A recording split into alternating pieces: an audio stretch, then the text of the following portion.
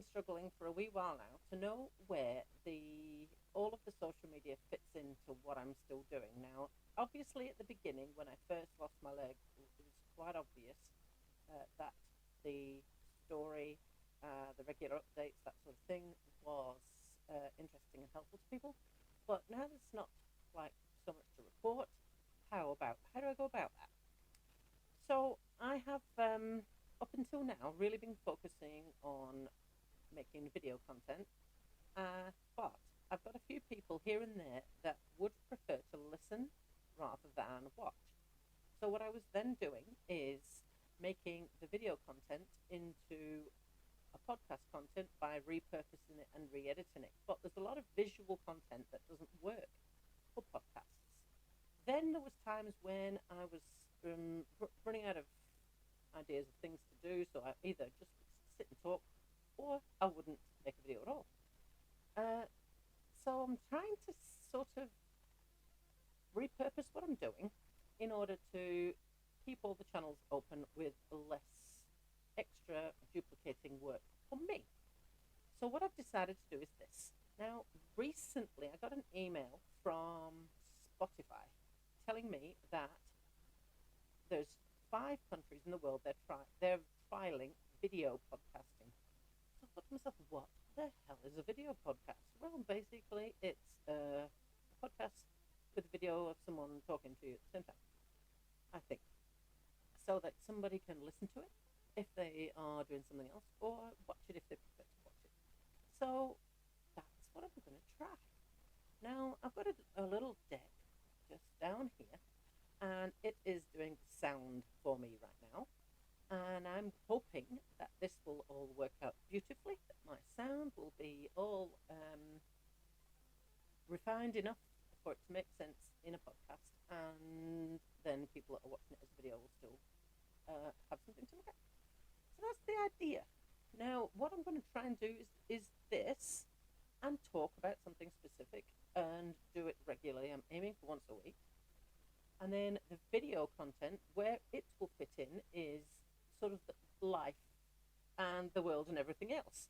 Maybe I be talking, maybe I won't be talking. It just depends on how I'm getting the content, whether I'm able to talk at the same time, whether it's just sort of like videoing my experiences.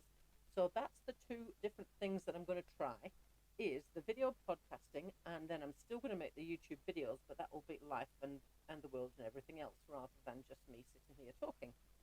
So that's the plan, Stan. And what am I going to talk about? Well, I started off the week, the last 7 days, not a week actually, 7 days ago, I got COVID. I have no idea where I got it from. I have not been going to very populous places. I've been wearing masks a lot. I was very conscious of the fact that if I caught COVID, then that would be a disaster for me when it comes to work, because I can't. So I had no idea where I caught it from. And I thought, I didn't have a clue what to expect. This is sort of like coming from someone who's managed to dodge it for the last 2 and a bit years. I don't know how I've managed that. And I've watched the news. I've watched all sorts of horror stories on the news, hospitalizations, and I've also heard people say, oh, I had a bit of a sniff. That was it, really. So I thought, well, maybe it's useful. Just hang on, my earplug is coming out. Maybe it's useful if I sort of publicise how it went and what to expect. And a few people that were on my private Facebook timelines said that it was quite interesting, that, especially the people who have managed to dodge it so far. So here is how it was. This is what COVID was like for me. So the symptoms that I had, well, I actually didn't even realize I had COVID, to be fair. I was going for a lymphatic drainage appointment Wednesday morning a week ago. The Tuesday night, I'd been around to visit someone, and they'd said, oh, you got you're coughing more than usual. Haha, you've got COVID. And put a mask on. I was like, that was stupid. And, yeah. Then the following morning, I had a bit of a sniffle, like nothing much, and still had a bit of a cough, but it wasn't. I thought, I'll just be sure, and I'll go to the pharmacy and get a COVID test on my way to the lymphatic drainage appointment, because somebody's up and close to you and all of that, just being sensible. I did the rat test. Rapid antigen test is what they are called in New Zealand. I did the rat test sitting in the car reading the instructions. I have no idea how to. I've never been COVID tested. And the bloody "you are positive" line came straight up, straight away. Man. Uh, oh, so I called up the person I was about to visit. Yeah, no, that appointment I was just coming to. We're going to have to cancel it. So, yeah, I was not expecting the positive test to come up at all. That day, I really only had a bit of a sniffle and a bit of a cough. Uh, and then later on that day, I sort of felt like a cold was coming on. I always get a cough at the end of a cold, not the beginning, which is why I sort of like thought, oh, this is a bit strange, cough on its own. Um, and then later that first night, I felt a wee bit shivery, probably colder than it normally is, and that's unusual for me because I'm usually running hotter than I normally am because of bloody menopause. So I went to bed, but some coughs overnight, and waking up in the morning with a sore throat for a couple of days. But I would just grab a Lemsip or a drink or something, and it would go away. I didn't have the sore throat all day long. I didn't have the cough all day long either. The cough would come and go, and the nose never really ran at all. It just blocked up a little bit. Like at the end of a cold, when you've got a bit of a bunged up nose, sort of, but it's not really running. That's what it was like. And 2 or 3 days of that, it really wasn't too dramatic, to be honest. And by, yeah, 3, 4 days, by the end of the fourth day, by the end of the fourth or fifth day, I was completely symptom free. And here in New Zealand, you have to do 7 days of self isolation. So for the last 3 days of my self isolation, I have been absolutely fine and symptom free. On day is it 5? On day 5, I was feeling fine. So on day 4, on day 4, I was feeling fine. So I left it a day, and on day 5, I was still feeling fine. So I got on the bike and looked at my watch, checking the heart rate wasn't going up too high, went on Zwift and pedaled for half an hour, just really, really easy. Waiting to see whether I would be like carcass, really tired that night. I wasn't, not really. So the next day, I did the bike again. The bike is just over here behind me there, and at this time I did a few sprints. I still only kept it short, a few harder efforts to see whether it would start the cough, the throat, the nose, anything else, but it didn't, and I still felt fine. So, yeah, by the time I'd gotten to the end of isolation, I was going stir crazy, feeling totally fine and dandy, man, and not being allowed to go anywhere. It was really quite difficult. Nothing really that dramatic. Now, from all of the medical dramas I've had in the past, that is not how I expected COVID to go for me, to be honest. Also, I was actually, incidentally, absolutely, completely prepared. So I had done the groceries just the day before. So I didn't need to get anything from the supermarket. I've always stocked on the repeat meds that I've got, and I am always sure I've got a week at least of them, and that's always the way I've been. And so I wasn't going to run out of meds. I wasn't going to run out of anything food wise, so everything was fine. But the problem being everything was fine, and the fact that I always project the whole "I'm totally fine, man" sort of persona, that meant I felt very, very, very isolated for the 7 days that I was in isolation. I don't actually live in town, and no one, apart from my dad in France, thanks, Dad, nobody actually called me or messaged me and asked me, was I okay? Did I need anything? And so, one thing that I would give you as a tip here, especially if you're someone who's not had COVID, know who your friends are and know who is isolating and who is not, and check that they're okay. I went for 7 days without seeing or speaking to a human being, I can see why people would get very, very lonely very quickly in self isolation when you live by yourself. I had people, I was on the phone to a regular friend every day. I was watching TV, interacting with social media, but actual human to human contact I had none of for 7 whole days. And that made it feel very, very isolating for me.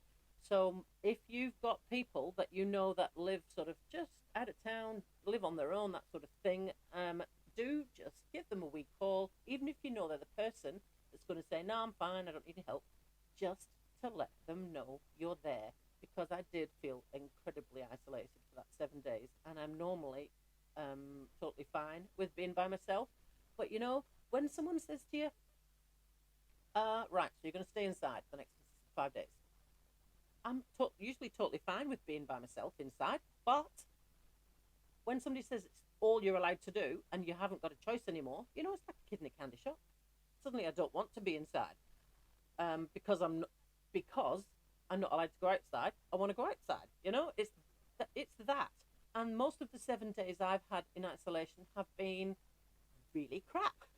It's been very windy and really rainy, so I've not even really been able to get out on the bike riding around the block either, because the weather's been so bad. I've been indoors.